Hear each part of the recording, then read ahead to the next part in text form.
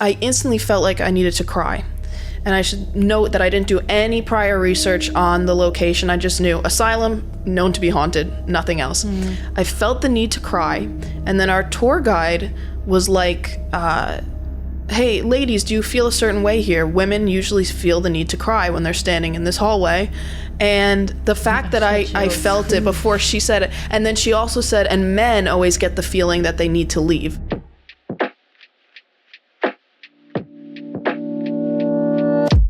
Hey, I'm Cynthia, storyteller, spiritual softie, hija de too many identities to count, and one half of this diasporic duo. And I'm Amy, creative curator, intuitive thinker, hija de inmigrantes, and this is decafSOUL.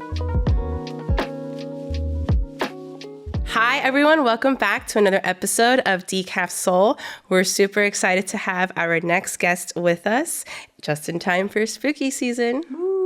We're sitting down with Rebecca Gruber, a filmmaker and founder of the Freehold Ghost Tours, who's found a way to blend storytelling, spirit, and the unknown. We're talking about what it's like working in film, starting a paranormal investigation business, and what connects creativity with the other side. Rebecca, welcome!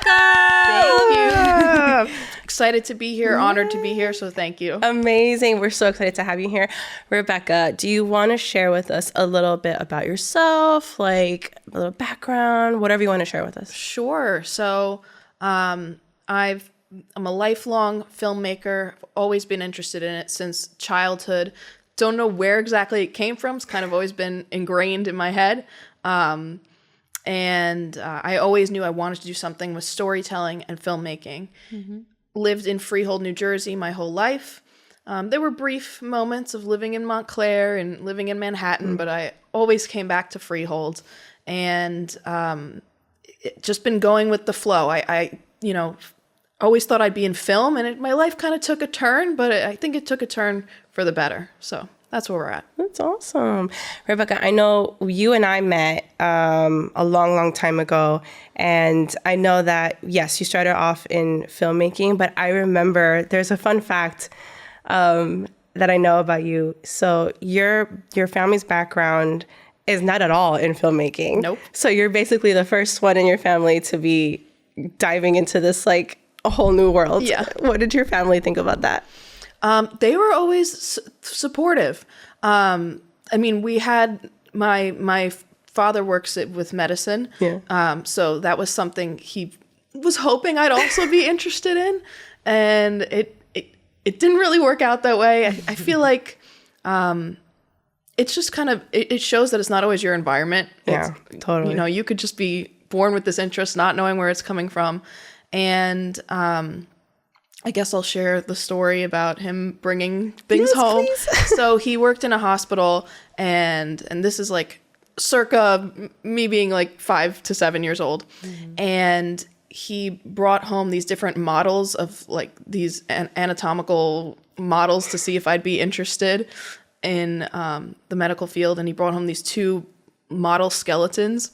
And instead of being interested in medicine, I ended up dressing up the skeletons in costumes, and they were stars in one of my films, which was on the family camera that I stole, and everything was on VHS. And That's awesome. I think that kind of is where the horror element started coming in, because horror movies are my favorite personally. But we like horror movies too. I love horror movies too, Me honestly. too. It's like my, it's so weird when I tell people this, but it's like my comfort watch. Yeah. I'm like, I could be really sad, and it's not that I want to be scared, it's that it takes me out of my head, right? So it's like this funny thing where I'm like, you know what, I just want to watch something that has nothing to do with anything that I'm going through right now. Question. Do you remember the first spooky movie that like got you, or like did that impacted you? Yes. I mean, I was a child. I was 5 years old, but it was The Nightmare Before Christmas. Oh. And the claymation style and the different characters, the artwork. I've always loved Tim Burton, but I would go to the end of the VHS and always watch the behind the scenes over and over again, because I love the process of them, like how they'd make. I feel like that's such a great movie. That really pushed me into into film. Wow. It is a great movie. It's such a really good well movie. made. That's not Tim Burton's first movie, though, right? That's No, he's technically not the director. Henry Selick is the director of that movie. Really? But he wrote it. either. I know everyone because the just title says- Tim It's the Burton. Tim Yeah, Burton, and the yeah. vibe and the Tim Burton feel of it is Yes. very Tim Burton-y, too. Yes, but Henry Selick, one of my favorite directors. He did Paranorman. Oh, nice. Oh, Coraline. yeah. Did he do Corpse Coraline. Bride? No. Corpse Ride was Tim Burton. Interesting. Okay, so see, now they're all very they're very similar. Very similar. Their styles of directing, I guess, but They work I together. remember a lot. Coraline. Coraline was freaky. You know what's crazy? I only recently watched Coraline for the first time. Like, What'd you because think about that? I loved it. I thought it was so smart and like just the story and it is spooky. It took a left turn. Like I feel like in the middle of it, Yeah. I'm like, all right, I see where it's going, but then all of a sudden it went in a whole different world. It's so creepy. It's for kids, but it's so creepy. It is, Exactly. and it's such a good commentary on like. And it's not like child abandonment, but when you feel that loss of your parents or whatever, and and you feel so lost in the world, and she's like so confused, if you think about it like that. Because whatever, I used to feel that way when I was like when my mom moved to the States and I was in Ecuador for 4 months. I remember that feeling of being like I'm alone, right? And in that movie, that's like a very like artistic, spooky, cartoony way of like But that's just like my personal take on it. But it's a beautiful movie, like, and then also that stop animation kind of thing. That's so cool. Isn't I it don't great? think people do that very much anymore. I don't see that being done a lot in No, a lot of these films that are coming out. It's very CGI or I always admire stop motion. Yeah. Not a lot of people know how much work really goes into that. Yeah, And that's I can't crazy. even wrap my head around it sometimes. No, it's so long, and because it's like the building, the actual building, the each like one scene. It could be like thing, a plus whole then day. stopping and going, Yeah. and stopping, going. No, it's a beautiful artwork.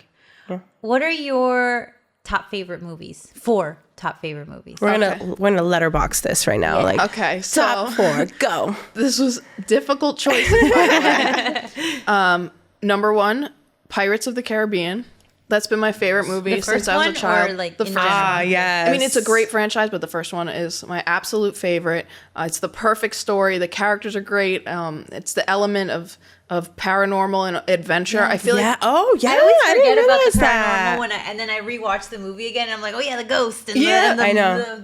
like Hello, Poppy. yeah, All of that. such great characters. Johnny Depp. Do you like Johnny Depp? Love Johnny Depp. I have a tattoo. Can't see it, but I have a tattoo on my shoulder blade. It's the same one Jack Sparrow has of the sparrow on his arm. Oh, that's so cool. That's how much I love that movie. But I feel like if you're gonna go to the movies, you should be taken on a ride. Yeah. Like I agree. and that's how that movie. There's so much going on in different places, and Totally. it's a real adventure that you feel like you're on. You feel like you're on a ride, ironically, because Yeah. it was based off of a ride. Yeah. Yeah. That's so cool. Second one. Second one, 500 Days of Summer. Wow. comedy. Okay. So I could gush about this movie. So well made. Wow. Rom-com, right? Yes. Yes. Joseph Gordon, love it. Yeah. And Zoe Deschanel. Deschanel. Yeah, Yes. Both amazing. I've never seen that style where it jumps back and forth between different days, and it's not confusing the way they do it too. Yeah, it's cool. And how you get the same scene but from a different perspective, and it really reflects that feeling of a breakup. Like you're looking back, and now the rose-colored glasses are gone, and you're seeing all the flaws. And they have. Yeah, that scene where he's like, "Oh, her stupid knees and her teeth and whatever." That scene is like, I don't know why, but it's been ingrained in my head since I watched it the first time. No, 'Cause it's you're amazing. like real. It's real. Like something you love so much, you loved everything about them. There was no imperfections, and then something happens and life happens, and you start fighting all the time, and everything starts to. It's like it's real. Like it's just how breakups happen. Or like in the beginning when he's talking about like how amazing she is, but everything he's listing is just average height for women. She's 5'5". She has it's all like Oh my God. I don't average remember things. this movie at all. The only thing I remember is at the end, he meets another girl, and it's like summer or something like that. autumn. And I'm like, Yeah, it's autumn. here we Something go like that. again. Oh yes, she was summer. Yeah. But there's that one scene, expectations versus reality, and you have the two shots going simultaneously. What in his head, how he expected this encounter to go when he goes to the party at her place, and then how it actually goes. Damn. That breaks your heart, man. So good. Breaks your heart. But as an editor, like as a video editor, oh my gosh. how it's Love like it. put together like so flawlessly and yes. effortlessly. Yeah, I gotta do watch that remember again. It's been a while. There we go. We But- gotta rewatch these movies that we're naming. Okay, number 3. Number 3, yeah. Number 3, this is another kids movie. I like kids Love it. movies. The Prince of Egypt, 2D animation. Oh That is like top my tier. god. That's top tier movie. Like if you don't The have it. music in The Prince of Egypt Yeah. is phenomenal. The backgrounds, how it was based off of the artists went to actual deserts to get inspiration for the backgrounds, especially for a kids movie. Like I know. the subject matter and the way they set up shots, like they're as if we're looking through an actual camera and looking back at it as an adult with the filmmaker experience. I'm like, wow, like they put thought into every single shot. And 2D animation's not as appreciated as it was, I think. know. Wow. And I feel like that's the best telling of Exodus, of the Moses story. I've seen all these different movies, all these different interpretations. I think that one, hands down, is still the best one. It shows like that turmoil inside Moses when he had to decide between saving his people and going against his brother and finding that balance and just feeling so guilty about having to go against his brother. Again, full on children's movie. Like we're all around the same age, so it's like oh my God, we that all was one of my saw favorite movies. as a kid, and I'm just like, oh my god. The music, I think, for me has really helped me have a good understanding and grasp of the story that was being told. What's the song they sing when they're walking to the water? Deliver us. No. No, No, there it's can be like- miracles. There can be miracles. Oh, so Man, good. so good. Oh my gosh, that whole soundtrack is It's amazing. so It is amazing. So They it put so much like word, like oh wow. went all out. There was even talks recently about Broadway or off Broadway or something trying to make it into Actually, like that would be a really musical. cool. I'm sure people the have music's done already it there. like in regional theater or something, but I'm still shocked that it's like not. Yeah, you know, but maybe because it's like Exodus and stuff. Yeah. That's why they haven't. The Sight and Sound Theater in PA did last year a whole performance of Moses. Their shows are phenomenal. They have like real animals on stage and huge screens, and it involves the whole audience. Like the set wraps around everything. Oh, that's awesome. What? That's insane. So Where's good. it? Where's Highly- that? what's it Sight and Sound and called? where? Lancaster, Pennsylvania. Oh, okay. Okay. So, cool. Make a trip up there. Yeah, that sounds fun. Somewhat in the middle of nowhere, but I've gone to so many of their shows. It's just the quality is really good. I'm not a big person on plays, but and I knew I had to see Moses because I love that story. But no hate to them. I still like the way the Prince of Egypt told it. The Totally. the Oh, inner yeah. turmoil that Moses has. So I love the character development. This is also the same studio that brought us Shrek. Oh yeah, And that blows my mind. I'm like, Also an okay, iconic they know what movie. they're doing. very there. diverse. Yeah, totally. Okay, so we're last one. Last 4. one. Okay. This was so tough. I was like, there's so many horror movies I like. The Ring, The Conjuring, Oh my gosh. Nightmare on Elm Street, It, 2017. Oh yeah. I think I'm just gonna stick with The Nightmare on Elm Street, even though it's cheesy. Oh, but Okay, just awesome. the classic, like the very OG, first OG. one. OG, Robert yeah. Englund, Freddy Krueger. Yes. It's definitely cheesy, but when you have a really great character like Freddy Krueger, it's like Yeah, he's you don't campy. care how. He's campy with the way he talks to The them. Yeah, best he's- horror that's, like, the movies best- are so campy. Yeah, I in feel. a way. Yeah, They're for so sure. campy. Especially when it comes to the slasher films, I feel like. Because, like, Totally. you can't take yourself too seriously. Because I think sometimes, I feel like Texas Chainsaw takes itself a little seriously, right? Like, in comparison to, like, Freddy Krueger. Yeah. Right? And so, like, I don't know why we're talking about this, like, it's like a science. Sorry, that's fine. But I think, like, like, that's what makes it, like, it's cheesy, but it's also, like, it works for him because that's how he is, you know? Yeah. Like, you know, you can't get the same thing from Michael the Myers. story. Michael Myers doesn't say nothing. I know. And it is a science, by the way. You're right, though. It's a science. It's true, yes. But what I like about that franchise is the fact that he can manipulate dreams. You have so much freedom with Yes. that. Oh, yes. yeah. As a writer, you can make whatever happen, and it's just so creative. And I love the way Wes Craven, in other films of his, he does this as well. The transition from real life to dream.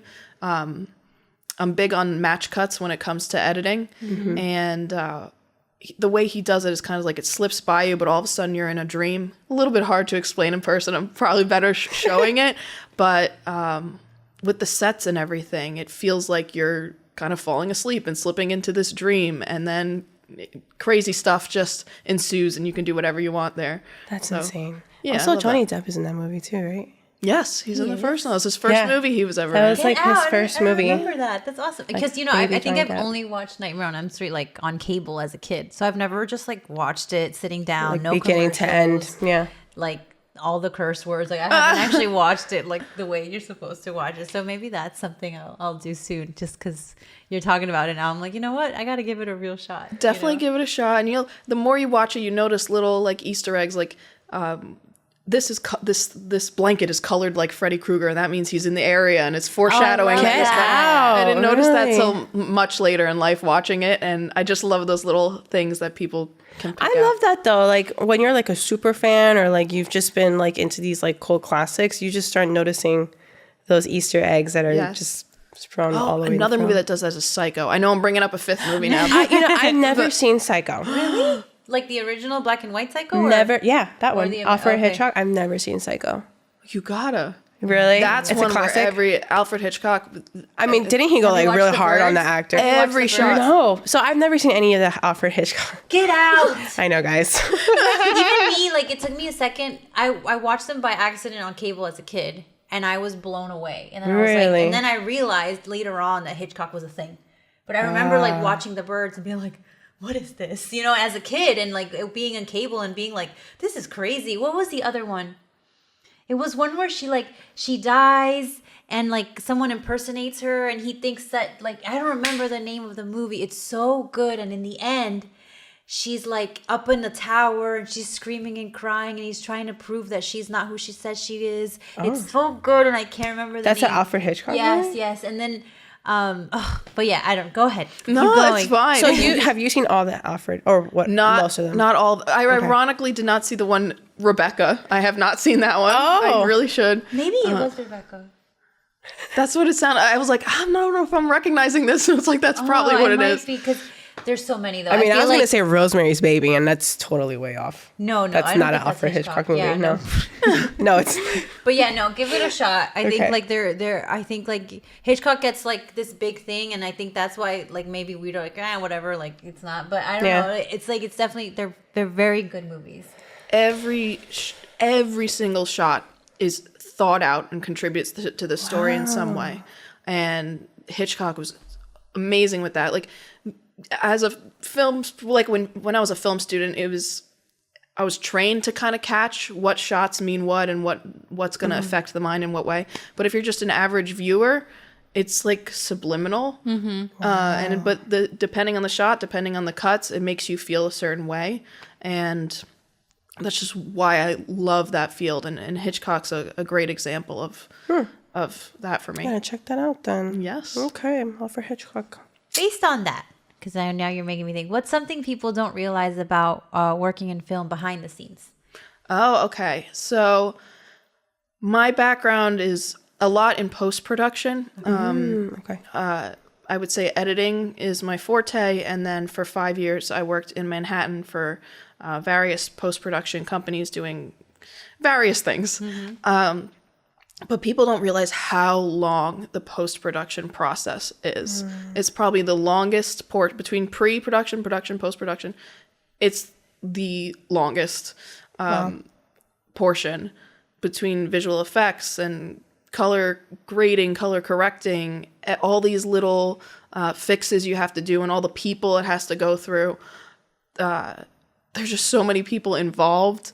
I always like to stay at the end of movies, like watch the entire credits because I'm like, these people deserve to be recognized too. But then you just see all those people, and some people don't realize that there's just so much. You might not even interact with.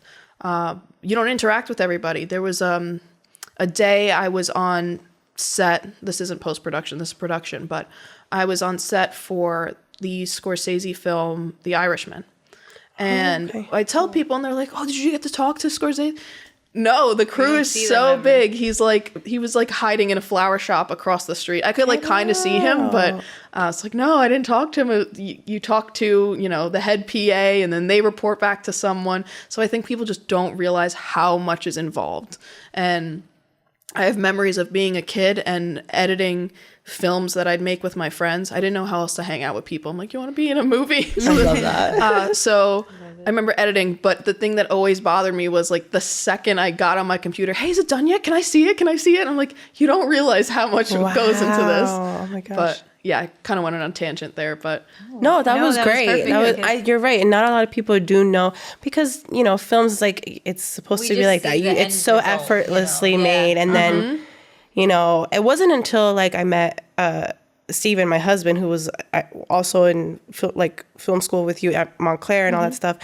It wasn't until he started explaining to me how much work and the amount of people it takes years to make a movie. And I'm like, no, it doesn't. Like, it takes like 1 year, right? You And they're record it like, and you're good. and then you're fine, and all that stuff. And then it wasn't until I saw like everyone who was in the industry, just like, there's producers, there's post-production, which I didn't even know that was a thing. So it's just a whole world that many people don't, like, I don't know, like either they know it or they just don't. And like that's it. sound design too. That I forgot that sound is half so many half the components. experience that we don't even think about. Yeah, it's kind of like it's also because we're theater nerds, so it's very much it's similar to, like, there's just a whole, it takes years to make a production, to go through like the playwright, to get producers, to get the find the director, the choreographers, and you would think that it's like it's such a small but mighty world, the theater world, and so I feel like it definitely mirrors a lot with film. Obviously, they're different mediums and platforms, but sometimes they translate. Like a film gets turned into like a Broadway musical literally the next year, or like vice versa. So it's pretty interesting that It's like a beautiful symphony of artists that work together. And when something is done well, sometimes we just think like, oh, this thing is done so well, it's beautiful. No, what that means is that all those hundreds of people were able to work together in this fluid, wonderful way that built this dream that somebody put. You know what I mean? If you really think about it. So it's like a good movie is made a good movie because all those people were in sync, basically. And they all wanted to tell this story in that same way, you know? And it's like, it's a very interesting part of the whole process. It's really fun. Like, for people who really love it, it's also really fun. And as weird as it may sound to some, I think editing is the most fun. I know some people are like, it's the most boring part. I have to really push myself. It takes the longest. But that's where the story comes together. Any little cut, depending on the frame, it can really change a story. That's why I love documentary editing so much. That's my favorite to create now, is documentary. Because especially there is the story comes together in the editing. Like, if I have the last, I could technically make it whatever I wanted to make it using those clips. I wouldn't do that, but maybe for fun. But the editor pretty much controls the final project. Yes, there's the director giving direction, but like if I'm working on my own film, my own YouTube video, something like that, on YouTube as Becca G NYC. Shout out, if you like videos about ghost hunting and this kind of subject matter. So I could film, example, a video with my friends and I. We do our paranormal investigation. We may not get that much evidence of the afterlife, and I'm not going to manipulate what we get or lie, but I have fun editing it in a way that it's like a narrative, beginning, middle, end. So there's people can still enjoy watching it and coming on the trip with us. And that's always fun. It's like you get to relive it when you're doing the editing. That's awesome. Yeah. Actually, can we dive into now the paranormal and how you go? Okay, so let me backtrack. Let's ask the official question.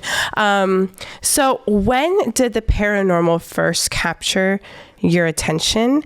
Was it an experience, a feeling, a story? Tell us about that.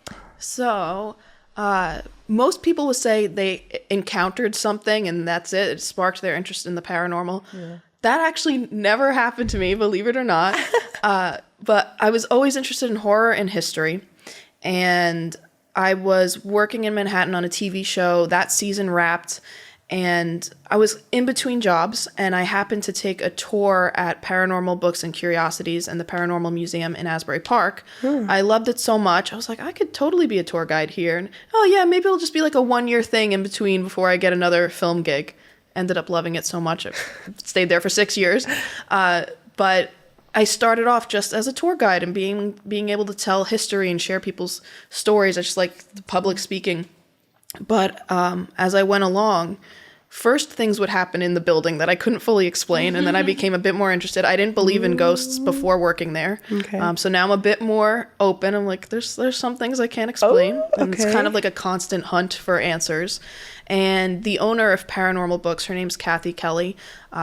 She's very, very intelligent, and she takes a very scientific approach to the paranormal, and she's very passionate and enthusiastic, and I think it rubbed off on me.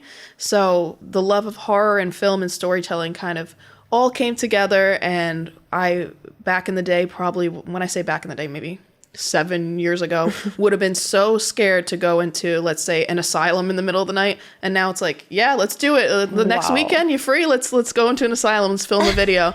So it's not scary anymore when you approach it like it's a study. It's a way to appreciate history. Yes. And An adventure. And if ghosts are real, like, you just think of them, they were people. Yeah. Do you feel like because of your love and like background in film, it was an easy transition for you to get into this world of like paranormal investigation? Yes. Okay. Oh yeah, absolutely. And it started out as, oh, this is a good subject matter I can do in my YouTube videos, us just on the road doing silly like ghost hunting stuff. But then it morphed into more, it became a serious passion of mine. Now I consider myself a paranormal investigator. I used to be like, oh, I'm a YouTuber and I kind of ghost hunt, whatever. But now it's like, I'm You're a paranormal full on, investigator. like, Yeah, claim it. that. I love it. It's so much fun. In the times that you've been doing your paranormal investigations, have you ever experienced something a little unexplainable? Yes. So it's mostly auditory. And a lot of it is personal experience. So I could show someone a billion videos of things that I've gotten, sounds, actual apparitions, whatever. If they're not going to believe you, they're not going to believe you. So I kind of gave up on trying to prove it. It's mostly for myself. A lot of it is personal experience. Like I went to Trans-Allegheny Lunatic Asylum, and that was just on a tour. It was before I went ghost hunting there. And things seem to happen when I'm just doing mundane things. And we got to the women's ward, or at least it was, what is it called? The new admissions section for women. And I instantly felt like I needed to cry. And I should note that I didn't do any prior research on the location. I just knew asylum, known to be haunted, nothing else. I felt the need to cry. And then our tour guide was like, hey, ladies, do you feel a certain way here? Women usually feel the need to cry when they're standing in this hallway. And the fact that I felt it before she said it, and then she also said, and men always get the feeling that they need to leave. And my colleague who was with me, Ken, he was freaking out. He goes, the second we walked down here, I felt like I wasn't welcome, because women were treated very, very poorly in that asylum, or admitted for the most ridiculous reasons. If you ever look up a list of reasons why women were admitted in the 1800s, it's crazy. Yep. I know. Menstruation, like, so there's a lot of emotion there, but things I've captured on camera, or for my investigations for the freehold tours, I've personally gone and investigated some of these places that I tell stories about. And one of them was the Freemason Lodge in Freehold. And we weren't expecting to get this much evidence, but the big thing we got was we had an EVP recorder just rolling. What does an EVP recorder do? Oh, true. I should probably. It's okay. No. So electro voice phenomenon. Okay. It can record what the human ear can't hear. Okay. So I might leave it recording, leave it stationary, ask some questions, and then when I play it back, sometimes there can be answers. And we actually got that at the Freemason Lodge. How long would you leave it there for? Like couple While you were there minutes. the whole time?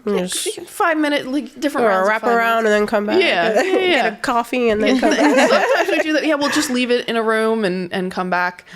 Things don't always happen. Yeah. It's rare. It's just like filmmaking. There's a lot of sitting around. Like action, you're on camera for like a couple minutes and then it's more sitting around. Damn. So ghost hunting is very similar to filmmaking in that way. But we were getting some responses coming through the EVP recorder, and the gentleman that let us come in at night and do the investigating, he was freaking out. It was so funny. He's like, this is so messed up. This is so messed up. And I kept saying to him, do you want us to leave? He's like, no, keep going, keep going.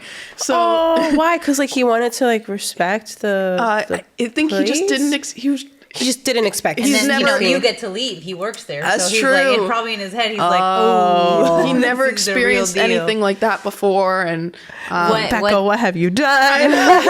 we got Wake up. we got the name of someone coming through. We had a spirit box, and we all heard this name come through. And I turned to the man who let us in, and I said, his name is Ken, by the way. Shout out to Ken from Freemasons. Yeah, Ken. I said, hey, do you recognize this name by chance?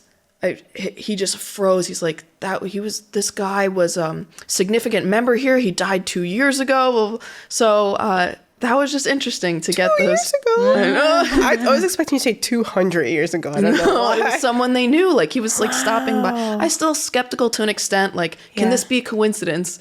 But usually, if you're asking for something specific, let's say I ask how many people are here, and it's you specifically hear 3. That's something I would take into more consideration because it correlated with what I asked. If you were to hear like elephant, then that's something I would kind of just brush off. But everything is evidence. You kind of put it all together and build a case and build a story from that. Wow. So cool. You're having a full-on conversation with The other side. spirits, the other side. Have you ever, since you've done this, have you looked into, well, okay, so have you tried to look into more paranormal stuff? Like, have you, like, you know how like in the Victorian era, like seances were a big thing or whatever, like do you find yourself kind of leaning towards looking for it more, or you were just like, you know what, I just want to like go to the places and record and see what happens, or like I want to go knocking on that door for real, like now that you're in it more? It morphed into it. It was just, it started as I want to go to those places, documented, oh, this is more for documentary purposes. Okay. And it morphed into now I want answers. Now I really want to see something. And it doesn't matter if you like, you know, the viewer believes it or not. I just like, I want to see something. And the, kind of lost my train of thought there. I'll hand it over to you guys. Okay, so I want to ask a question. So you actually said something a little bit about this, like literally like 2 minutes ago. But how do you approach the storytelling when you're working with something that you can't always prove? Oh, yeah, that's true. Yeah. You just do it. You trust yourself and not worry about what people are going to think. I know that the stories I tell either in my videos or on my ghost tours are true stories that people have shared with me, their experiences. I always say when I start the tours, if this story is paranormal in nature, I'll leave it up for you to decide. But the stories themselves, I can tell you, are true. And you can't argue with someone's actual experience. If someone's sharing their life story with you, you're not going to be like, that didn't happen. So if someone had a strange experience and they're like, I can't explain why this happened. And I always know people like being told a story. Yeah. So it could be, it may not be as climactic as some other ghost stories that you hear around the country. Like Salem's got some great ghost stories. But people just like being told a story, and, you know, they can take it however they want. Yeah. So I kind of I trust myself in the storytelling process and pass it along. So it's not always about proving it. Yeah. I love that. Like, here is this thing. Let me present it to you. Let me show you what it is. And it's up to you to perceive it how you want. Yep. Like which I think documentary works really filmmaking. well. Yeah, exactly. Like, cause, and then, but I did really like like what you talked about, how like documentary editing, because there are times where you're watching a documentary and it's like, there's some, there's so many different times where you're like, are they trying to tell one story while they're saying that loudly one story, but there's actually a story in the background? There's some documentaries like that where there's a bigger story, or but we're just kind of watching like the smaller version of it until they tell the whole. So and start with like scary paranormal stuff. I think sometimes they do that too, or like it's kind of like a double blind experiment sometimes. A lot of similarities. That's so cool. Yeah. That's insane. Oh my God, I was going to ask something and I totally forgot. Oh, so we went on a ghost tour of yours recently, and we were left very impressed because not just your overall presentation, and you were just so good at telling us the stories of each, specific spot in the town. Whether that's what I really appreciated was that you had a very good balance of the historical aspect, which I feel like was primary. And you can correct me if I'm wrong. No, you're right. And then, okay, so it was very like the historic facts were primary, and then secondary came like, like the spirit aspect, the spooky part of it all. My question to you is, because you did say this at some point at the tour, that you felt like you weren't particularly a very spiritual person. And I don't know if you meant it in a way like you don't necessarily believe in the ghosts 100%, or that you sort of just respect where they are in that moment of tied to that piece of history. So I wanted to ask, what do you feel like your relationship is when it comes to that point? Like, I know you approach it like in a very respectful way, totally, or do you kind of just like go for it and not really think about, the spiritual part of it all? Oh, that's...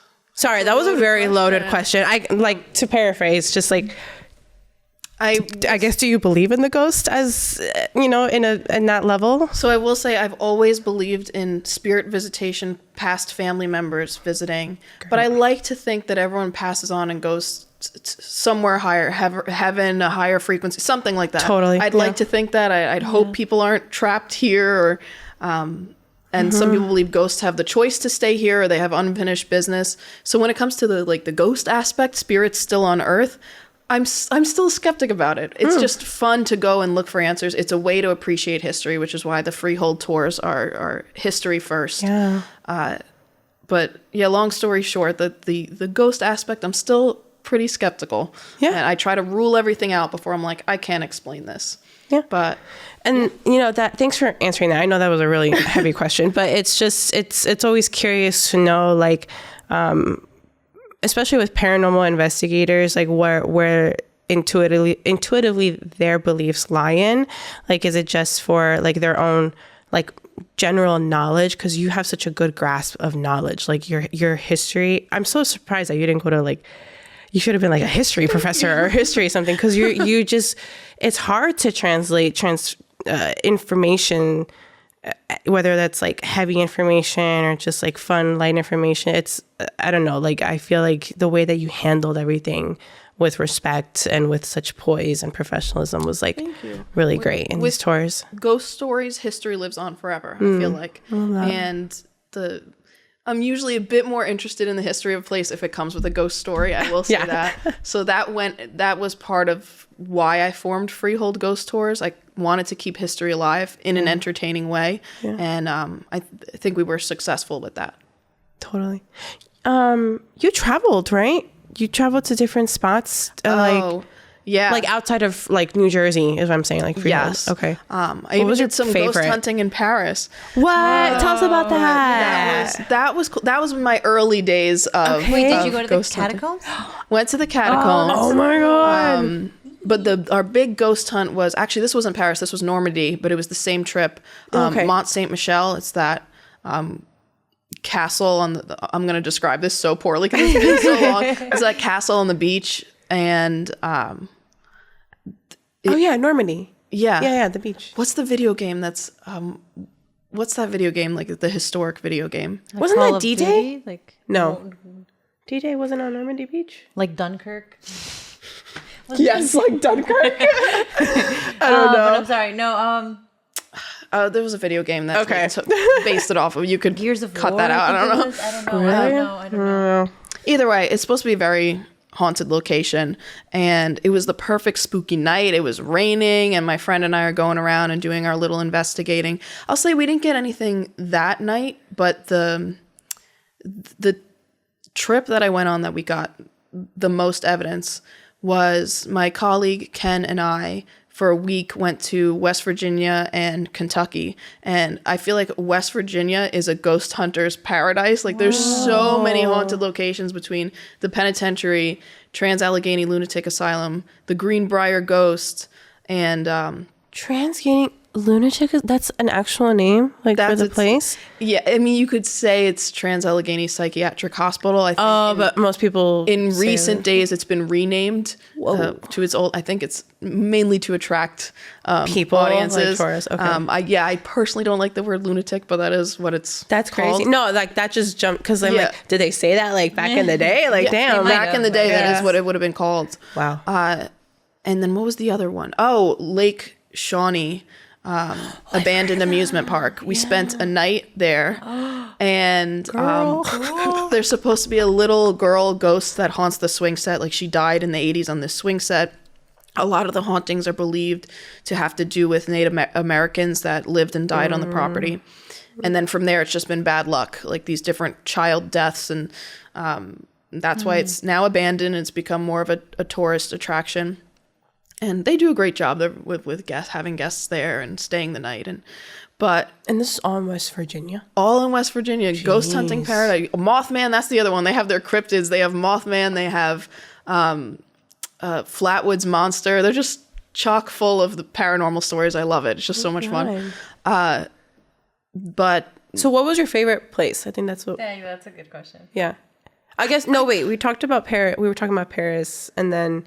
We went into Normandy. Okay. Yeah, I kind of went on a tangent. No, that's okay. The thing is, the Normandy thing was fun, but I was so early into the ghost hunting, I didn't really know what I was doing. Got it. So I'd say I was a seasoned paranormal investigator when I went to West Virginia. So that West Virginia trip was my favorite, and probably Lake Shawnee. That was it was just really, really interesting to do an overnight outdoors at a place that's had so much reported activity, and we think we encountered the ghost girl.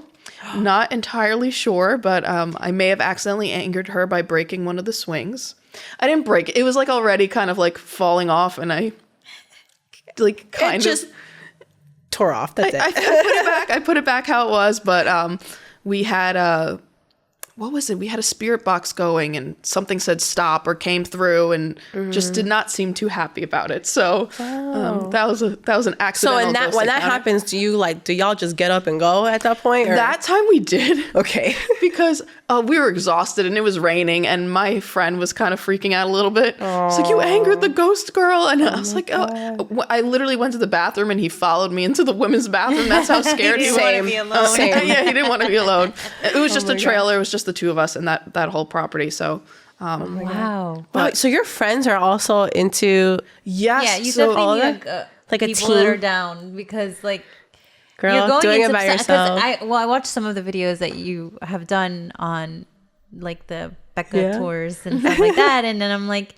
I love when you're like, well, this is actually illegal to walk into this. I love when you say that, like, disclaimer, like this is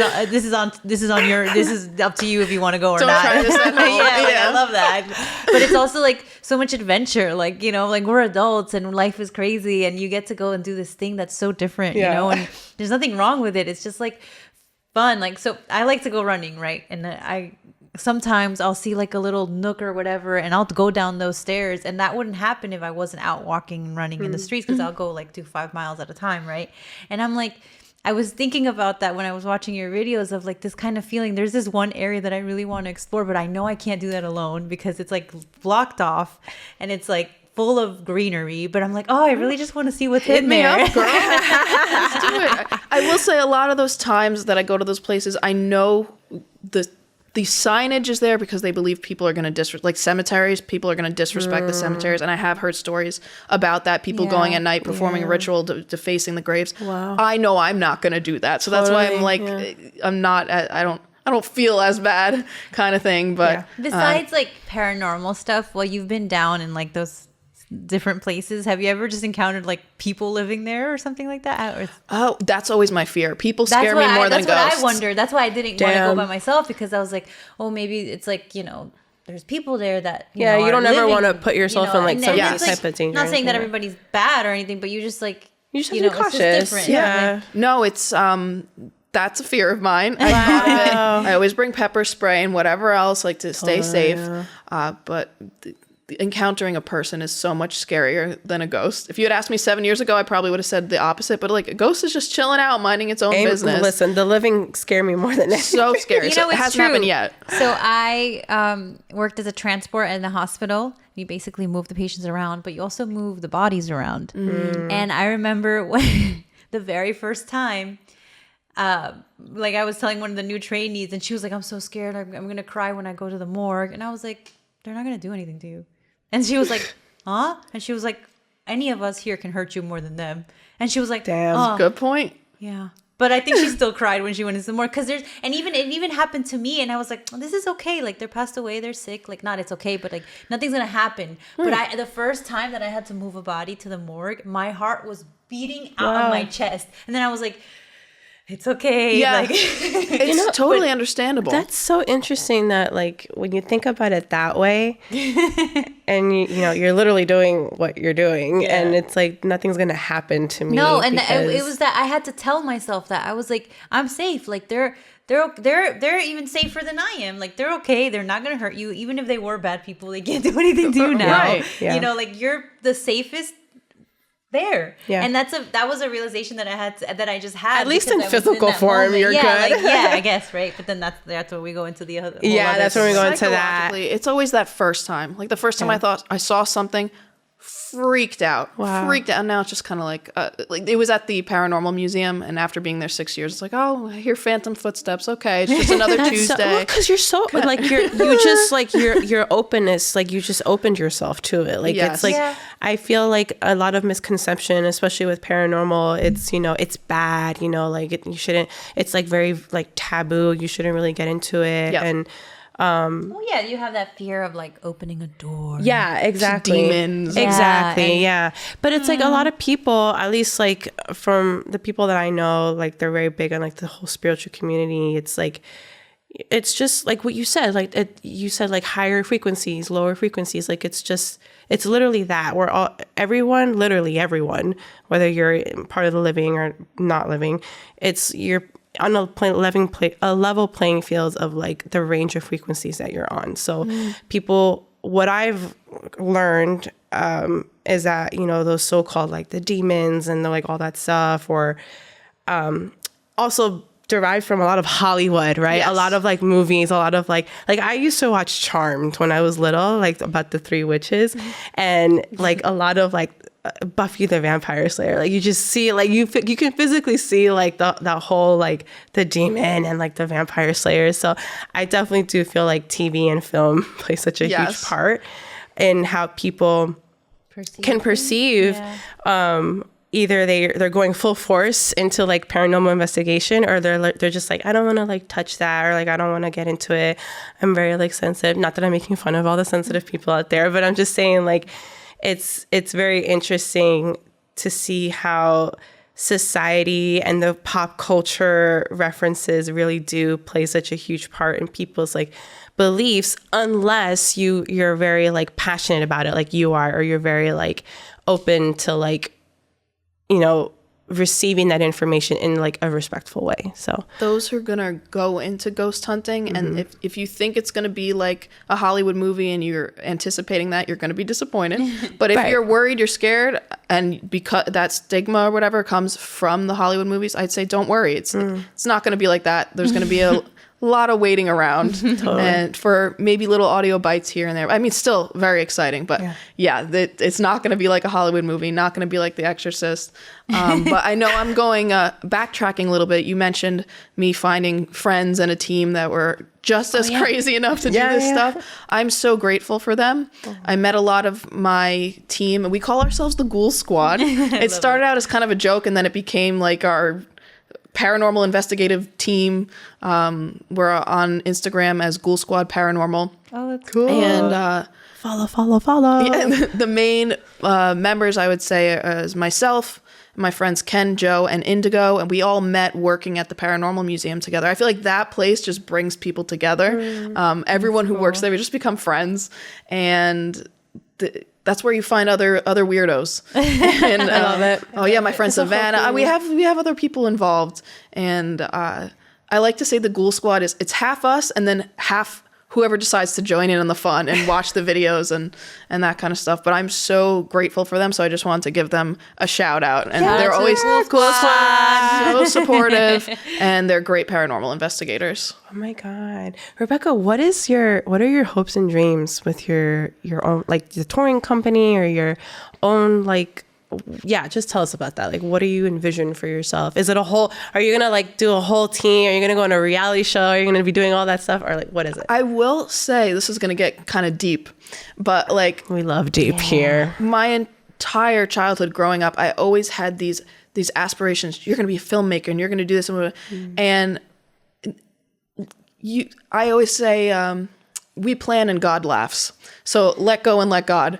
And Amen, sister. My life took a turn that I was not expecting. Yeah. And so now I'm just like, day by day, let's see where it goes. I actually don't have plans. I mean, I'd love for my YouTube channel to take off. That would be great. And my TikTok seems to be the thing that's gaining the most traction. Awesome. But when it comes to the tours, and even when it comes to the social media, I'm kind of just like, let's see what happens. Like I have no plans. I don't want to set myself up for disappointment either. Yeah. So we're just seeing where it goes, enjoying the success, taking it day by day. I love that, and I appreciate you saying that, because I almost feel like That's we're kind our of on the vibe same boat yeah. here too. Like, a lot of people. So why did you start the podcast? And we're kind of like, what do why people not? watch? You Or, know, like- like, why not do it? Like, we're living in like strange times, and it's just like, why can't we just do the things that make us happy? Why can't we just do the things Why that can't we have conversations with people that do strange Yeah. and interesting things and like ask them about it? Because I think people are so interesting. Yes. That's why we started this, because they're like, let's build a community with all the weirdos and let's talk to them and like Love it. and like let's hear their perspective on the world. And we don't know where this is going, right? We hope that people will watch simply because the stories are good, because the people that we're talking to are interesting. You know, it's not anything about popularity or making it big. Obviously, that's always nice, right? Yeah. If it happens, it happens. But if not, at least we did something we loved. Yeah. All Yes. of us. At least we enjoyed ourselves, because like you said, life took a turn, right? Like once upon a time, I went to theater school. I wanted to be an actress, and that life took a turn. You know, I work in a hospital now. I'm a nursing assistant, and life is going to keep taking turns. Life is going to change, and I know that, you know, and the older you get, you realize that like you kind of have to let God. You Yeah. really do, because if you're like, oh no, this is not the way I wanted it to be, you would be miserable all the time. You'd be like, I didn't become the person that I thought I was going to be. No, but you're the person that you are now.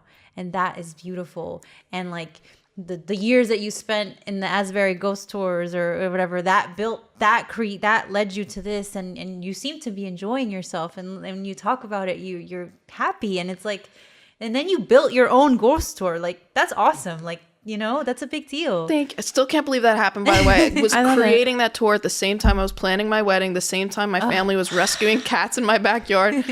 My grandmother died at that time. There was just so much happening. It was so, like, not to brag, but sometimes when I think about how much work that was, I was like, I don't know how I did that, but I'm patting myself on the back. You have to brag every single day. When you wake up in the morning, you have to brag, I did because that. it is so hard.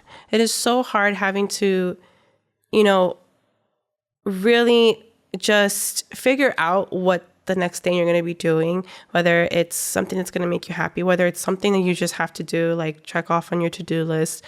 And then it's hard. It's hard being an adult out here. It's hard being a woman out here. Like, it's just all these things, and your brain is always moving, right? Like your brain, and sometimes that can play into like, you know, am I good today to be doing all the things that I set myself to be doing?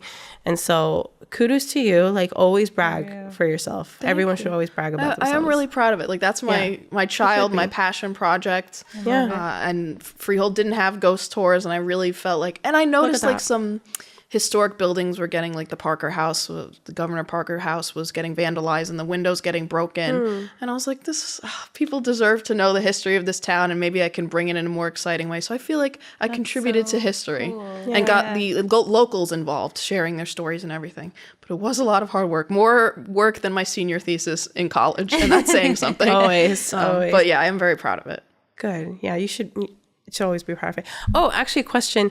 Would you ever do like a segment on your paranormal journey where you invite, I don't know if we should call them skeptics or people like us who've never been on it? Would you invite them to join in any of your investigations? Oh, of course. So the same way as when I was a kid and I didn't know how else to hang out with people except putting them in films, that's just morphed into, hey, I don't know what to do today, but if you want to hang out, I'm going to such and such place with my camera. Like, you want to be on film? That's just how I hang out with people now. So I love having the different perspectives. My husband Yancey absolutely does not believe in ghosts at all. He'll poke fun at me, but he's always supportive, and he comes with me to these different things and supports my business. But I really do like having the different perspectives, and it makes for funny jokes too. Like, it adds to the video, so it's nice to have the different personalities. But I would love you two to come on a ghost hunt. Oh my god! You're gonna be like, so we're just to ASMR. Very big on ASMR. I always like tell my friends, like, I've never experienced anything either. I've never had any spooky situations, but I've always been like, but I want it to happen. And then my friend was like, why would you want that to happen? And I was like, I don't know. I'm like, I believe in them. I not believe in them, but I think they're real. I think it exists. Like, the energies shift and things like that. Right. But it just has never like happened to me. And so, but I haven't put myself in those situations. I'm like, I don't know how I would react. You know? Want that validation? I get it. I mean, the first time you see something will be really freaky. And I briefly mentioned this before, but the first time I saw something was at the Paranormal Museum. I was doing something mundane, and I had a visceral reaction. I freaked out so badly. I didn't want to look anywhere. I was holding my face like this. But it was my boss, the owner, Kathy, who talked me down. She's like, why are you worried? Do you feel threatened? I said, no. Is it threatening you? No, I didn't expect to see it there. She's like, okay. And like, once you approach it with logic, it makes it less scary. So if you do see anything, I'm sure I will understand if you freak out, but so always talk to yourself and be like, is this thing threatening me? Exactly, yeah. I will be outside the door on the lookout while you two go do the investigation process. I think just going back to the whole like movie aspect of it, I think Johnny Depp would be super proud of you. That is such a compliment. Thank you. I've come close to meeting him twice. Oh, really? Twice. So close. Oh, my goodness. I'll make it happen one day. I want him to sign my tattoo. But I think he would think that was so cool. I know. I feel like he would like. He'd be like, really okay, yeah, like hardcore, like that's awesome. It's a life goal right there. But that is such a compliment. Thank you. Hey, Johnny Depp is a weirdo like everyone else, so you know, it wouldn't be too far off. Becca, what do you think is stronger, curiosity or fear? Oh man, that's a great question. I guess I want to say curiosity. Because if you're afraid, you're afraid. But if you're curious enough, you can push that fear aside. At least that's how it works for me, I think. I love that. I love that too. That's Rebecca. Not to have said that in a very spooky way. It's fitting. Rebecca. Thank you so much for joining us this episode. We always learn so much from our guests every time they come into our little casita. And do you want to just tell our audiences where they can find you, where they can find their YouTube? Just plug it in. Just do it. Instagram, whatever you got. Go ahead. So seasonal, this one? Yeah. Sorry. So seasonal ghost tours, Freehold Ghost Tours in Freehold, New Jersey. You can get tickets at freeholdghosttours.com. But there's limited spots, and it is like select dates in September, October. Just throwing that out there. And my videos can be found on YouTube, Becca G NYC, and then I'm on all other social media, TikTok, probably the most active on TikTok, Instagram, as BeccaG_NYC. So you can find everything there. I'm working on a book, Dark History and Hauntings of Freehold, because in the midst of creating the Freehold tour, I came across so many other stories that were outside the walking route, like in the township of Freehold, not just the borough. So that book is coming soon. Stay tuned on social media. I'll be posting about it everywhere. Book?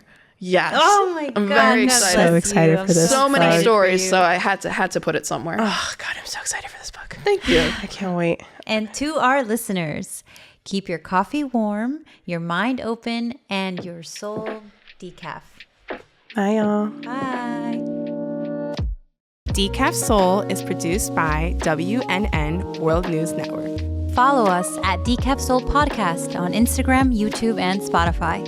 New episodes every Friday.